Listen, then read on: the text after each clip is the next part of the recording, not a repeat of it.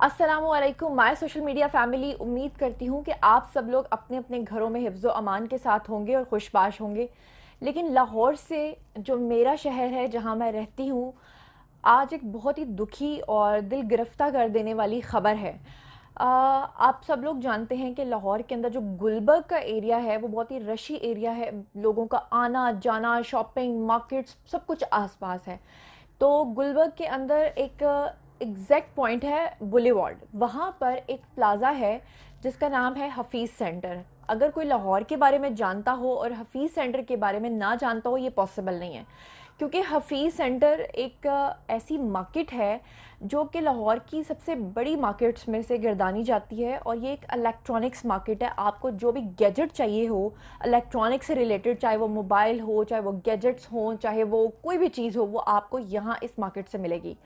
तो आज सुबह 6 बजे यहाँ पर आग लग गई, और आग लगते ही ये जो पूरा प्लाज़ा है इसको इसने अपनी लपेट में ले लिया। अभी तक जो इब्तदाई मालूमात हैं उसके अकॉर्डिंगली ये पता चला है कि सुबह 6 बजे इस शॉपिंग मॉल के अंदर, इस प्लाज़े के अंदर शॉर्ट सर्किट के बायस जो है वो आग लगी। अब हुआ क्या कि आप सब लोगों को पता है कि अगर प्लाज़े के अंदर आप आग को बुझाने की कोशिश करते हैं तो किसी हद तक उस पर काबू पाया जा सकता है। लेकिन सुबह 6 बजे से लगी हुई आग अब तक उस पर काबू नहीं पाया जा सका, बल्कि वो बढ़ती चली जा रही है। अब उसके बढ़ने की रीज़न क्या है कि उस प्लाज़े के अंदर, क्योंकि वो इलेक्ट्रॉनिक्स का सारा सामान पड़ा हुआ है, वहाँ पर आपको फ्रिज, एसी से लेकर मोबाइल फ़ोन्स और टैबलेट से लेकर आपको लैपटॉप्स तक और हर इलेक्ट्रॉनिक्स से रिलेटेड चीज़ आपको वहाँ पर मिलेगी। ज़्यादातर वो जो मार्केट है वो पहचानी जाती है मोबाइल्स की मार्केट के हिसाब से। तो हो क्या रहा है कि आग जो है वो उन मोबाइल्स की वजह से, उन बैटरी, मोबाइल्स के अंदर लगी हुई बैटरीज़ की वजह से और बरकी आलात की वजह से वो फैलती चली जा रही है।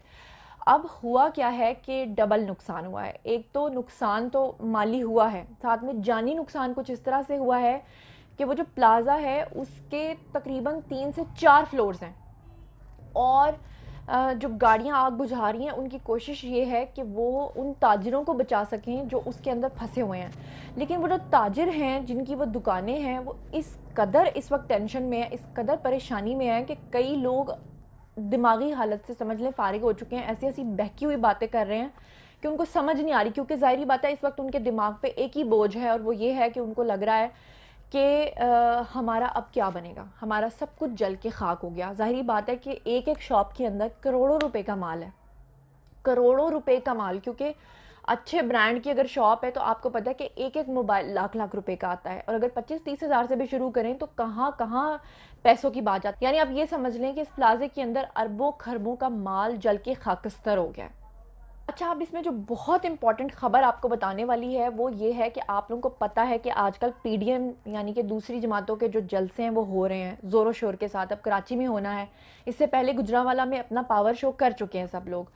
तो लाहौर के जो मोस्टली लोग हैं वो वोटर हैं मियां नवाज शरीफ साहब के।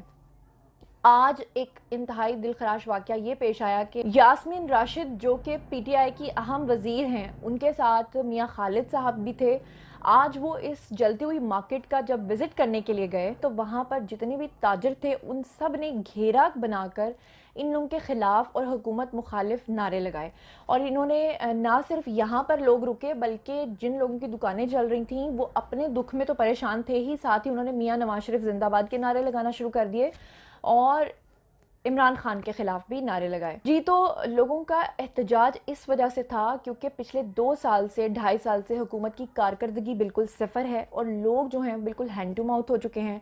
खान साहब ने अपनी तकरीर में महंगाई का, बेरोज़गारी का जो सारा मुद्दा है वो डाल दिया है कोरोना पे। तो अब जो लोग हैं उनको पता है कि हमारे लिए कोई इमदादी कार्रवाई नहीं होगी, और लोगों को पता है कि हमारे लिए कोई भी इमदादी पैकेज या रिलीफ पैकेज का ऐलान नहीं किया जाएगा। उनको लग रहा है कि अब हम बर्बाद हो गए। इसी वजह से उन्होंने डॉक्टर यास्मीन राशिद और मियां खालिद की गाड़ी का घेराव भी किया और बहुत ज़्यादा नारे लगाए। गो के कुछ लोगों के समझाने पे बाद में उन्होंने माजरत भी कर ली, लेकिन फ़िलहाल लोगों के दिलों का ये हाल है जो मैं आपको लाइव रिपोर्ट कर रही हूँ। अच्छा, इसके अलावा जो मैं आपको बताती चलूँ कि अब तक इमदादी कार्रवाइयाँ क्या हुई हैं, तो जो CCPO लाहौर हैं, उमर शेख, उन्होंने भी वहाँ पर दौरा किया है और उनका ये कहना है कि हमने इस वक्त तकरीबन 66 से ज़्यादा गाड़ियाँ बुलाई हैं منگوائی ہیں جو کہ اس وقت آگ بجھانے میں مصروف ہیں، لیکن پھر بھی آگ بجھ نہیں رہی ہے۔ ساتھ میں ان کا یہ بھی کہنا ہے کہ انہوں نے شیخو پورہ سے بھی بہت زیادہ گاڑیاں جو ہے بورو کی ہیں، یعنی کہ اطراف میں، شہر کے اطراف میں، لاہور کے ارد گرد جتنی بھی جگہیں ہیں جہاں سے گاڑیاں اویلیبل ہو سکتی تھیں، وہ انہوں نے بیسٹ پاسبل کوشش کی ہے کہ وہ آئیں اور آگ بجھائیں۔